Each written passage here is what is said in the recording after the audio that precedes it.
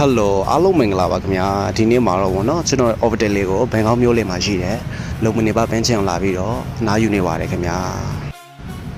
မြို့ကြီးပြကြီးရဲ့စူပူတန်ကနေခဏလောက်ဝေးကွာပြီးတော့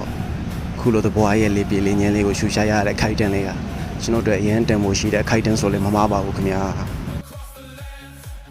ဘန်းချင်တဲမှာတချို့လူတွေရတော့ဗောနော်လေးပြေလေးညင်းလေးခေးပြီးတော့အေးစစ်စစ်လင်းရှောင်းနေရတယ်တချို့လူတွေကလည်းမပန်းနိုင်ပြေးနေကြတာဗောနော်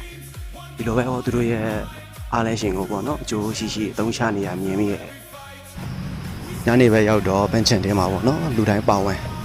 ကားနိုင်တဲ့ dance activity တခုကိုတွေ့ကြရပါတယ်ခင်ဗျာမြူကြွားတဲ့သရှမ်းတန်လေးနဲ့အတူလူကြီးလူငယ်မရွေး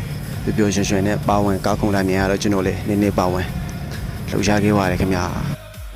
ကျွန်တော်သိလိုက်ရတာတခုကတော့တခါတည်းပေါ့နော်တကယ်ပျော်ရွှင်မှုဆိုတာဈေးကြီးတဲ့အရာတွေထဲမှာရှိမနေတတ်ဘူးဆိုတာပါပဲဗျာခုလိုရိုးရှင်းတဲ့အရာလေးတွေကလည်းစိတ်ကိုပျော်ရွှင်စေတယ်ပြင်လေအားဖြည့်ပေးစေတယ်ဆိုတာပါပဲဗျာနောက်ထပ်သဘောကျမိတဲ့နေရာလေးရပါတော့ dance activity လုပ်တဲ့နားမှာရေတန်းအလှူပေးထားတာပဲပြီးရင်ပေါ့ဗျာထိုင်းလူမျိုးอ่ะပေါ့နော်လူများကြီးဆိုရင်ရေကိုပေါ့နော် dance စီပြီးတော့အဲ့လိုမျိုးပေါ့ယူကြတာပေါ့နော်အဲ့ဒါကတော့ဘယ်လိုပြောမလဲထိုင်းလူမျိုးရဲ့စီကန်းရှိမှုအပြသနေတဲ့ပြရတခုဆိုလည်းမမားပါဘူးဗျာစီကန်းကြ dance စီပြီးယူကြတာအဲ့ဒါတကယ်တူးစရာလေးပေါ့နော်ဒီနေ့ orbital လေးကအရင်ရိုးရှင်းပေမဲ့ကျွန်တော်တို့ကတော့အရင်ပျော်ရွှင်စရာနေ့လေးတစ်နေ့ပါပဲဗျာ